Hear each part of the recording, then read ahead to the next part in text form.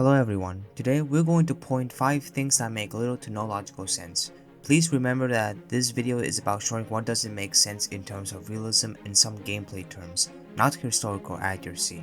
Anyways, let's get into the video. Number 1. In the Fred's high places, during the ending scene, we can see our protagonist getting out of the water after we notice an airship crashing into another airship where it was full of chaos and decided to jump to escape. But our protagonist jumped from a height about 40,000 feet into the sky and landed on water, completely unharmed as if nothing happened. In reality, jumping from this height and landing into water is dangerous, as the water molecules are too close together to allow much penetration at such high speeds. And another thing to mention is that when falling at high speeds from such a great height, the water has little time for it to displace before you slam into it, and it behaves almost like concrete, regardless of how deep the water is, which will lead to broken ribs, serious concussions, and can lead to death if left untreated.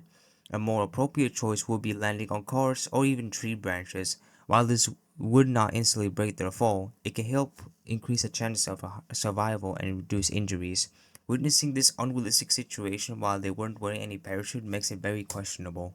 Number 2. In the Runner campaign, during the Cape Helles mission, we can see one of these buildings where we were fighting the Ottomans while capturing the flag. We can also see this small house that I marked on screen. However, when we pass Cape Helles and enter the Runner mission, we can see that the house we saw earlier from the beginning suddenly disappeared out of nowhere, including the textures and decorations from the trenches in the distance. And the weird part comes where there is not a single context of how the small house even disappeared. It would have made more sense if there were broken walls, rocks on the ground, or dust of how the house disappeared. But none of that is seen. The fact that we don't see any context of how the small house disappeared makes it clear that it was artificially disappeared. When we talk about realism, it's clearly absurd. Number 3. In BF1, every gun, whether a sidearm or a primary weapon, has its own unique reloading animation, and DICE's intent is to make them look cooler and more fast-paced. While this is a good design for gameplay, almost all of the gun's reloading animations are unrealistic and are more focused on gameplay design than realism. For example, when reloading the M1911, we can see our character simply ejecting the clip without taking a new one or inserting it as if it's empty, regardless of how many bullets are left.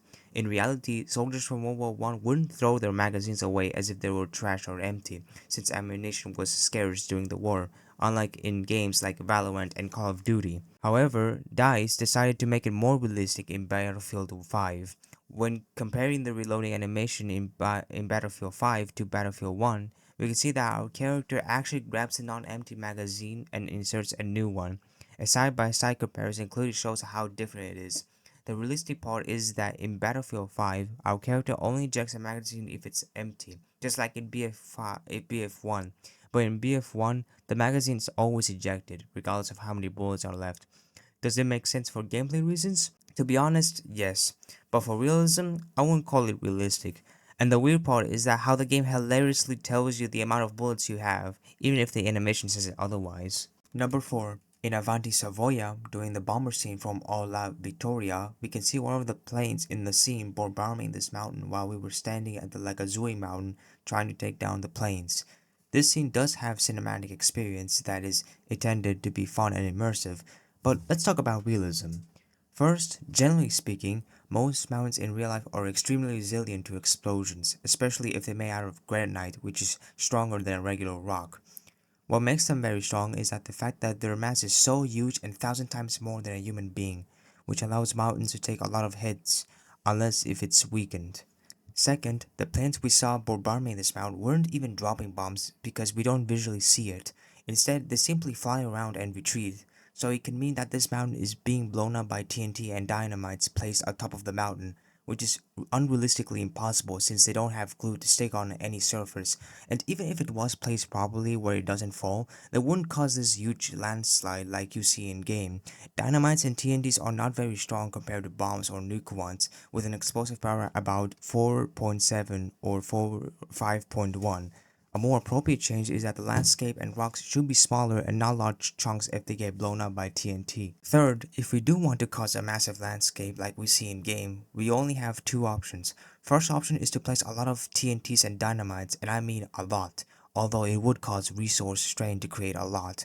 Or second, we can try to get an explosive power that is very strong to destroy most materials. For example, the British Daisy Cutter bomb and the German Langer bomb have an explosive power of 210 mg, which is 50 times stronger than TNT, and if enough were dropped, it could hypothetically cause a weakling structure around the mountain that can cause a massive landscape. But regardless, it is hard to know if a mountain can cause a landscape with explosions since each and every mountain vary in size, so the answer is higher mass means more damage can be received before it weakens. For instance, a mountain with less mass is easy to break, while a large mountain is extremely difficult to break due to its mass that allows it to absorb most of the energy.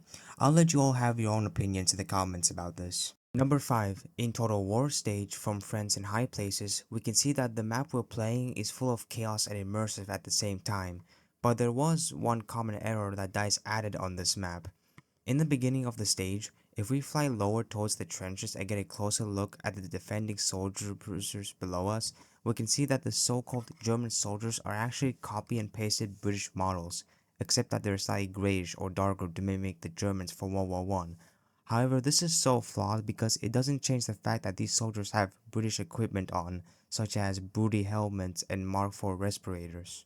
Here's a closer look of what they look like from each side. We can see that every side from the defending soldiers is just full of British equipment and has no equipment that matches their faction.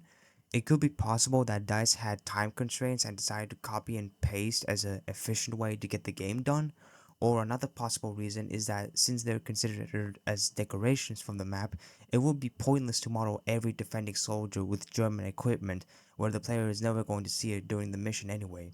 To be honest, I would call it smart as a way to save resources in a game, especially if DICE is trying to make BF1 forgiving with the CPU and GPU while focusing on AAA titles too. In terms of realism, it wouldn't make any sense to see every soldier being a British faction, since it looks like both teams in the same country are fighting each other, which is hilariously absurd. A more appropriate choice for these defenders are these outfits and equipment I marked on screen, but it's good to know at least.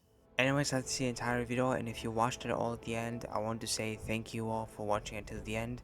And if you enjoy my content, make sure you hit that like and subscribe button. And if you don't want to, that's fine. You can just relax and continue watching other YouTube videos. Anyways, I hope you have a good day, and I'll see you all in the next video. Bye bye!